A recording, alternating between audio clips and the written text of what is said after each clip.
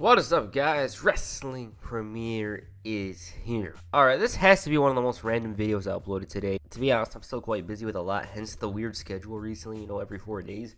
It'll go back to every 3 real soon. I also gotta mention that the next video is SummerSlam 2004. But let's talk about the video itself. Talk about trying to make a talent look bad. Lance Storm was obviously not the most charismatic, but damn, they didn't have to do that to him. Like, I get it, you're trying to get something out of him, but it really shouldn't have gone down like it did. Of course, at that time, Mike's skills and charisma was bigger than the wrestling itself, but Storm himself could have remained in the same area. By handing him this weird-ass gimmick, he was worse than before. He was one of the biggest jokes on the roster. I don't got much to say. Let's wait until the end where I could watch the whole thing unfold. So at this point in time, Lance Storm enjoyed a decent career. Hell, his run in WWE wasn't even that bad.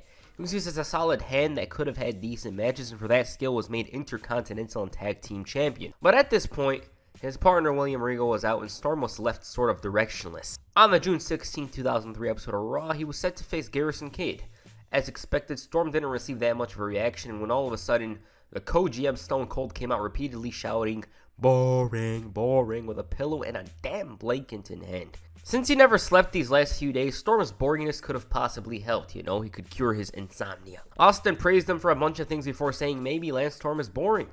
He wanted some emotion, attitude, something from the guy, and there he is having a match, all while Austin's shouting, "Boring." Slowly, he was apparently falling asleep. Storm's too busy with the match, and he's like me when I tried watching Raw 3 weeks ago. He continued criticizing Storm for, you guessed it, being the most boring SOB he's ever seen. He's finally angry, but ended up costing him, and Steve for the 100th time called him the most boring man. While some people were thinking, oh, this was a burial, oh, they're trashing him on live television, he was clearly leading somewhere, right?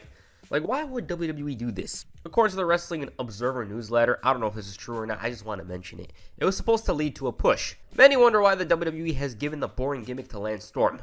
Well, there are 2 reasons. The first is that WWE hopes to recreate the same success that the "You Suck" chant had with Kurt Angle, and it's designed to give Lance a big push. The second reason is that many officials are worried that with the WWE starting to focus on a more slower-paced style of match to help reduce injury, the fans might become restless and start chanting boring during the middle of the matches. Thus, they are trying to focus the boring chant directly at Lance Storm to help prevent the chant from showing up in other matches. Well, that push never came to fruition, but anyways, the following week, Chris Jericho hosted the highlight reel in MSG with his guest being his old buddy, Lance Storm. Now, Y2J had a huge issue with Austin treating a good talent like this. Loud, boring chant from the crowd while Storm's preparing to read a statement. The statement read that Stone Cold stepped his boundaries the previous week. Storm's an athlete whose abilities should be more than enough to entertain the crowd. Y2J's playing mascot, and Storm said that because his pride was damaged, maybe the crowd should stop chanting boring. All of a sudden, some guys came in and took away the highlight reel set, and it turns out it was Austin. He noticed that the MSG crowd was bored with Lance Storm. Last week was just a motivational speech, but since he's such an extraordinary athlete, he's gonna have to team up with Jericho to face the Dudleys. During the match, Storm was constantly bombarded with boring chants, and he ended up taking the L. The chants were annoying him so much to the point where he was threatening to file a lawsuit against the fans. But he came to terms with this and realized, I am boring. Storm admitted this and whined about getting boring chants in his home country, and so he asked Goldust of all people for advice. Goldust's approach was having Storm wear face paint, act like him, and it was absolutely horrendous. The man was reading stuff off of a card and was lacking any effort in his voice. The idea clearly didn't work, but Goldust was still a firm believer. He was trying to get Lance Storm to show personality and finally silence the boring chants. Lance thought whatever went down, he was still a boring person. So Goldust responded with that weird stutter telling him to be unpredictable. So he asked Storm to go into the women's locker room, say whatever pops up in his mind, and kiss the first woman he sees. We didn't get to see what occurred firsthand, but Storm revealed it was a setup, apparently. According to Goldust, though, Storm was making progress, ordering a burger with pickles, even named his fans the Stormtroopers, and the man was slowly looking outgoing and acting very confidently. Rico told him that he's always going to remain boring, so Storm struck, and this turned him to a babyface, I assume. The fans were no longer chanting boring. That was old news, and at one point he even kissed Jackie.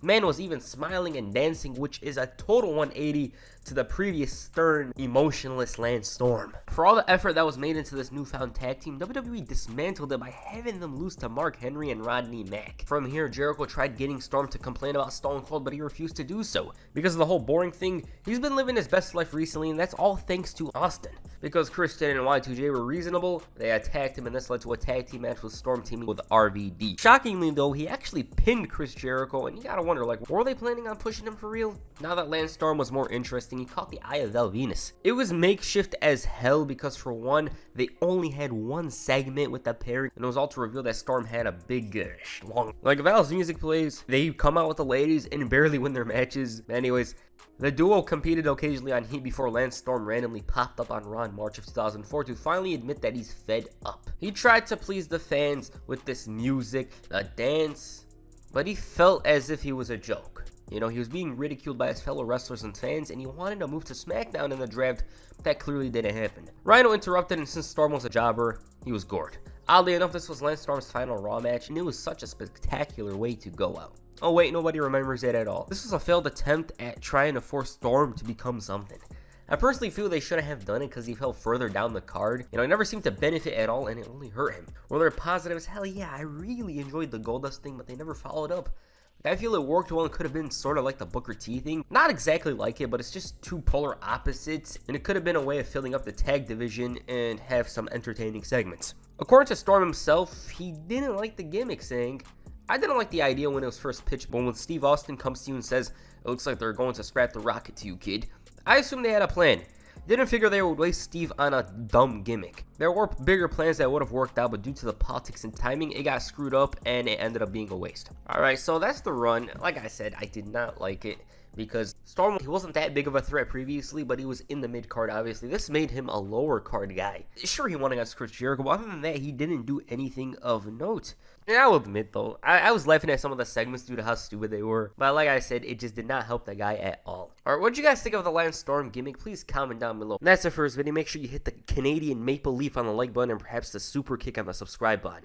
Peace. I'm out.